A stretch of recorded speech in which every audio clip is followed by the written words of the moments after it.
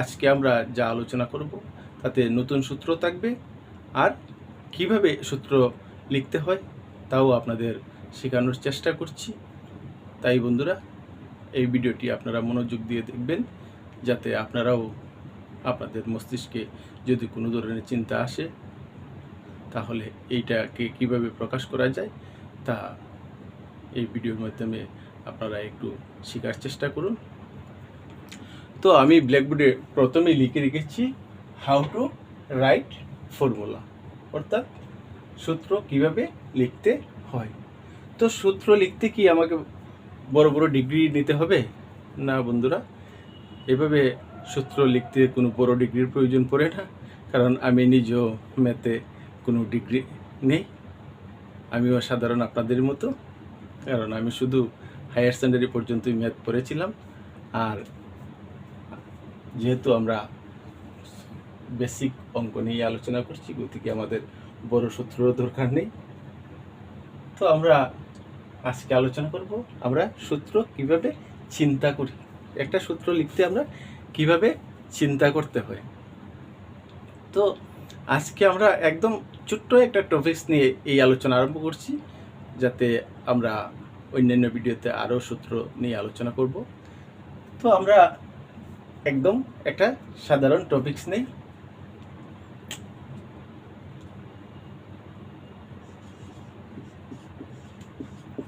দুটি সংখ্যার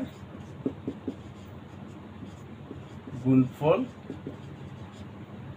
নির্ণয়। তো আমরা যে কোনো দুটি সংখ্যার গুণফল কিভাবে সূত্রের সাহায্যে আমরা নির্ণয় করতে পারি।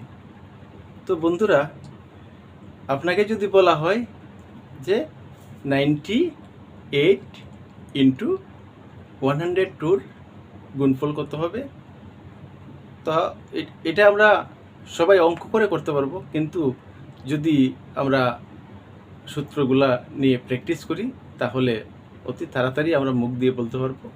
কারণ আমি আপনাদের আজকে যে সূত্রটা দিব, এই সূত্রতে একদম সহজেই আমরা এই ধরনের প্রশ্নের আনসার নির্ণয় করতে পারবো। তো এই সূত্রটা আমরা দেখুন কিভাবে আমরা নিয়ে আসি। প্রথমে আমি 98 ইন্টু 102 এই দুটি সংখ্যা নিলাম, এই দুটি সংখ্যার আমরা গুণফল নির্ণয় করব। তো এই বড় সংখ্যার গুণফল নির্ণয় করতে আমরা যে সূত্র ব্যবহার করব, ছোট সংখ্যার ক্ষেত্রে আমরা সেম সূত্র ব্যবহার করব। তাই আমরা যে কোনো সূত্র কিভাবে আসে তা চিন্তা করতে হলে আমাদের একদম ছোট নাম্বার দিয়ে চিন্তা করতে হবে, অর্থাৎ 1 2 3 4 5 6 বা 10-এর ভিতরে যে সংখ্যাগুলো আছে তা নিয়ে চিন্তা করলে আমাদের ক্ষেত্রে যথেষ্ট। কারণ এই ছোট নাম্বারে যে নিয়ম মেনে চলে, বড় নাম্বারেও সেই নিয়মটাই মেনে চলবে। তো এটা করার আগে আমি আপনাদের একটা বুঝিয়ে দিই। 2 পূরণ 4, তো এটা আমরা সবাই পারি, কারণ 8 হয়ে যায়। তো এটা তো আমাদের নতুন সূত্র হয় না। তো এখন আমরা কি করি, 2 আর 4-এর মধ্যে কি সংখ্যা বাকি আছে? 3, অর্থাৎ এই দুটি সংখ্যার মিন বা মধ্যবর্তী সংখ্যা যেটা হবে এটা হলো 3। তো আমরা যদি 3-কে আবার 3 দিয়ে গুণ করি, অর্থাৎ 3-এর স্কোয়ার করি, তাহলে আমরা কত পাই? 9 পাই। তার থেকে কি করতে হয়, আমরা 1 বিয়োগ করলে আমরা এই 8টা পেয়ে যাই। তো এখানে আমরা সূত্রটা কি পেলাম? 3 স্কোয়ার মাইনাস 1। এভাবে আমরা এটা চিন্তা করছি। তো এটা দিয়ে আমাদের যে সূত্রটা পেয়ে গেলাম তা হবে না। তো এখন আমাদের আরও চিন্তা করতে হবে। যেমন এটা 3 আর 3 পেলাম, এই দুইটা কি ছিল? যুগ্ম সংখ্যা। এখন আমরা অযুগ্ম সংখ্যা নিই। আমরা এখন 3 আর 5 নিলাম। 3 5-এ কত? 15। তো মিডিলে আমাদের কত আছে? মিডিলে 4 পূরণ 4। তো আমরা -1 করে নেই, তো এখানে আমরা 15 পেয়ে গেলাম। অর্থাৎ আমরা 4 স্কোয়ার -1 এই ক্ষেত্রেও মেনে চলেছি। তো এখন আমাদের কি বলতে হবে যে দুটি ক্রমিক 4 আর 2, গতিকে দুটি ক্রমিক যুগ্ম সংখ্যা 3 আর 5, এই ক্ষেত্রে দুটি ক্রমিক ও যুগ্ম সংখ্যা যদি হয় তাহলে আমাদের সূত্রটা হতে পারে m স্কোয়ার -1, অর্থাৎ মিডিলের যে সংখ্যাটা থাকবে তার স্কোয়ার করিয়া আমরা -1 বিয়োগ করলেই আমরা এই আনসারটা আমরা পেয়ে যাই। তো এটা হলো আমাদের প্রথম চিন্তা যে এইভাবে আমরা এই সূত্রটা বলতে পারি। কিন্তু এটা শুধু কি হলো, স্পেসিফিক একটা সূত্র হয়ে গেল, কারণ এই নাম্বারের ক্ষেত্রে ক্রমিক যুগ্ম বা অযুগ্ম সংখ্যার ক্ষেত্রে আমরা এই সূত্রটা অ্যাপ্লাই করতে পারি। তো আমরা জেনারেল সূত্র কিভাবে আসে এই চিন্তাটা করতে হবে। তো আমরা এখন আরো সংখ্যা দেখি। 2 পূরণ 6 নিলাম, কারণ ক্রমিক থেকে আমরা এখন সরে গেলাম। তো এই ক্ষেত্রে আমরা কত পাই? 12। দুইটার মিডিলে 2 আর 6 যোগ করলে 8 হয়, তার অর্ধেক 4, অর্থাৎ দুইটার মিডিলে আমরা কত পাই? 4 পাই। তো এই ক্ষেত্রে যদি আমরা দেখুন 4 পূরণ 4 করি, -1 করি, তাহলে আমরা 15 পাই। অর্থাৎ এই ক্ষেত্রে আমাদের এই আগের যে সূত্র বলেছি এই সূত্রটা মানছে না, অর্থাৎ এটা আমাদের জেনারেল সূত্র হলো না, শুধু এটাকে আমরা স্পেসিফিক সূত্রই বলতে পারি। আরেকটা জিনিস দেখুন, যদি আমরা 2 পূরণ 3 নেই, ক্রমিক সংখ্যা নিই, তাহলে 6 পাই। তো মিডিলে আমরা কত পাই? 2.5 ইন্টু 2.5 হবে, তার থেকে আমরা -1 করি। তো এখানে 25 ধরে নিই, 25-এ 625, 6.25 হবে -1, অর্থাৎ 5.25 হবে আমাদের আনসার। তো এই ক্ষেত্রে আমাদের এটা মিলছে না। এখন আমাদের কি করতে হবে, আমরা আরেকটু ভালোভাবে এটা চিন্তা করে দেখব যে আমরা কিভাবে জেনারেল সূত্রটা পেয়ে যাই। আবারই 2 পূরণ 3, এটার ক্ষেত্রে আমরা পেয়েছি 6। আবার 2.5 পূরণ বা গুণ 2.5 -1, এখানে 25 25 625 আর দশমিক এখানে আসবে -1। তো এই ক্ষেত্রে আমরা কত পাই? 5.25। তো এই ক্ষেত্রে দেখুন, শুধু আমাকে কি করতে হয়? 0.25টা আমাকে বিয়োগ করতে হয়। এখানে 1 বিয়োগ করলে হবে না, এখানে 1 বিয়োগ করলে হবে না। তো এই ক্ষেত্রে আমি কি করতে পারি? এই 1কে আমি 25 বানাতে হবে, অর্থাৎ এখানে আমি 4 দিয়ে যদি ভাগ করি, 4 দিয়ে ভাগ করলে 1/4 যদি আমি ভাগ করি, তাহলে আমরা কত পেয়ে যাই? 6.25, আর 1/4 হলো 0.25, তার মানে আমি 6 পেয়ে গেলাম। তো এটা হলো কি করেছি, m স্কোয়ার -1/4 হলে এটা মানে। তো এখন আমরা যে আগে স্পেসিফিক ফর্মুলা পেয়েছিলাম এটাকে দেখে নেই।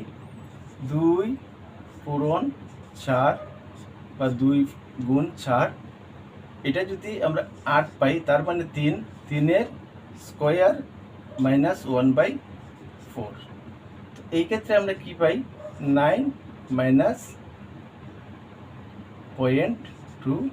5, 1/4 মানে 0.25, তার মানে 8.75। তো এটাও আমাদের এখানে মিলছে না। তো এখানে আমরা কি ভুল করেছি, তো এটা বাইরে করতে হবে। তো এখন আরেকটা জিনিস আমরা দেখে নিই, বড় সংখ্যার ক্ষেত্রে আমরা কি করেছিলাম, 2 × 6 12। তো এই ক্ষেত্রে আমাদের ছিল 4 × 4 মাইনাস, আমরা এখানে 1 করেছিলাম, এখন 1/4 করে দেখি কত হবে, 16, 16 থেকে মাইনাস 0.25। তো এইখানে এটা মিলবে না। তো এটাকে আমরা এখন আরেকটু অন্যভাবে চিন্তা করতে হবে, যে এখানে পয়েন্ট যাতে না থাকে, এখানে পয়েন্ট যাতে না থাকে, এটার চিন্তা করতে হবে। তো আমরা এখন একটু উন্নত ধরনের চিন্তা করে দেখি, যে এইখানে কখন আমাদের কি করতে হয়। এটা ঠিক আছে, কিন্তু এখানে আমাদের 1 মাইনাস করতে হবে। তো 1 কোন সময় মাইনাস করতে হবে, এখানে আমাদের যখন 4 হবে, 4/4, এটাকে আমার নিচে 4 রাখতে হবে। এটা আমরা ক্রমিক সংখ্যার ক্ষেত্রে দেখেছি যে আমাকে -1/4 রাখতে হবে। তো এখানে আমার যদি আমি 4 রেখে এখানে কত করলে উপরে 4 লিখলে আমার এই আনসারটা আমরা পেয়ে যাই। অর্থাৎ এখানে যদি আমি উপরে 4 লিখি তাহলে নিচে হবে 9 - 1, অর্থাৎ আমি 8টা পেয়ে যাই। তো 4 কিভাবে আসে দেখুন, এখানে ডিফারেন্স কত, 4 থেকে 2 বিয়োগ করলে ডিফারেন্স হবে 2। অর্থাৎ আমি ডিফারেন্সের যদি স্কোয়ার করে নেই তাহলে ডিফারেন্স 2, তার স্কোয়ার করলাম তাহলে আমরা 4 পেয়ে যাই। তো এটা এখন আবার এইভাবে চিন্তা করলাম যে ডিফারেন্স, এখানে ডিফারেন্স কত, 1, এখানে ডিফারেন্স ছিল 1/4, এখানে ডিফারেন্স ছিল 2, এখানে স্কোয়ার করলাম ডিফারেন্সের, এখানে 1 স্কোয়ার করলে 1ই থাকে, এখানে 2 স্কোয়ার করলে 4 হয়ে যায়, অর্থাৎ 4কে আমরা 4 দিয়ে ভাগ করলে 1 আমরা পেয়ে যাই। এখন এইখানে আমরা দেখি এখানে ডিফারেন্স কত, এখানে ডিফারেন্স 4, তার স্কোয়ার। তো আমরা এখানে পেলাম কত, 16 মাইনাস, এখানে আমরা পাই 16 - 4, অর্থাৎ 16 - 4 = 12। তো আমরা দেখুন এখানে 12, 2 × 6 = 12, আর এই ফর্মুলা দিয়ে আমরা এখানে 12টা পেয়ে গেলাম। অর্থাৎ আমরা যদি m square minus difference square by 4 লিখি তাহলে যে কোনো দুটি সংখ্যার গুণফল আমরা এই সূত্র দিয়ে বাহির করতে পারি। অর্থাৎ দুটি সংখ্যার গুণফল নির্ণয় করতে হলে আমাকে কি করতে হবে, আমাকে সূত্র লিখতে হবে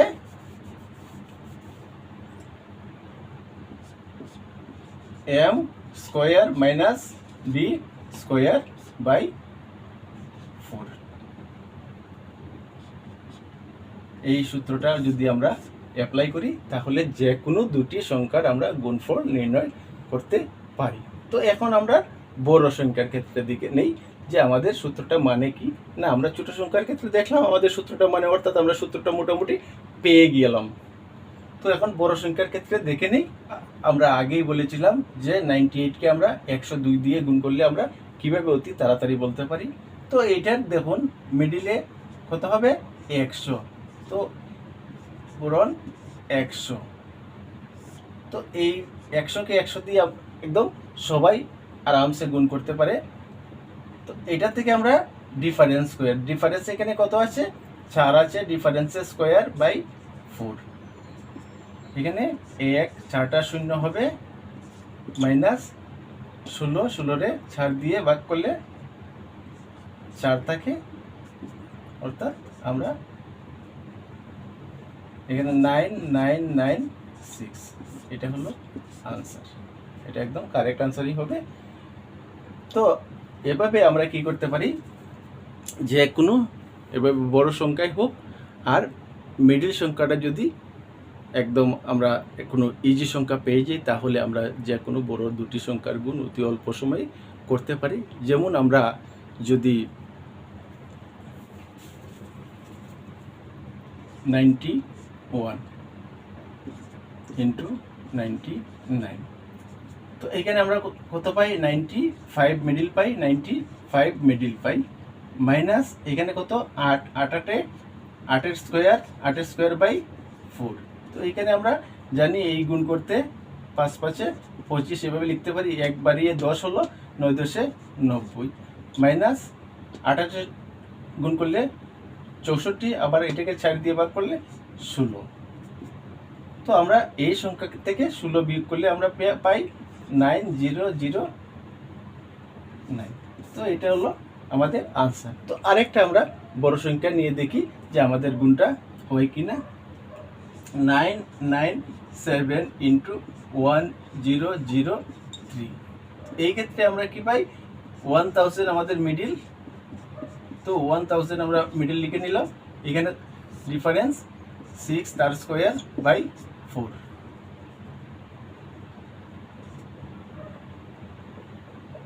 এটা মাইনাস, তো এখানে 1 6টা 0 হবে, মাইনাস 34, এখানে 9 হবে, অর্থাৎ 999 5টা হবে, আর 10 থেকে 9 1 হবে। এটা হলো আমাদের আনসার।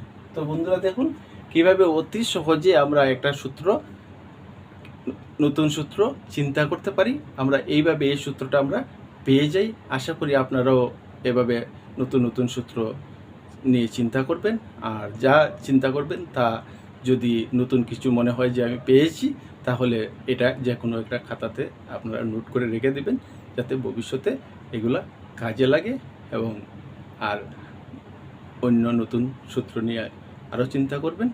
তো আশা করি আমার এই ভিডিওটা আপনাদের ভালো লাগবে। যদি ভালো লাগে তাহলে আমার চ্যানেলকে সাবস্ক্রাইব করবেন, আর এ ধরনের ভিডিও বন্ধুদের শেয়ার করবেন, যাতে বন্ধুরা এবং আত্মীয়স্বজন উপকৃত হয়। এই বলে আজকের ভিডিও এখানে শেষ করলাম বন্ধুরা, ধন্যবাদ।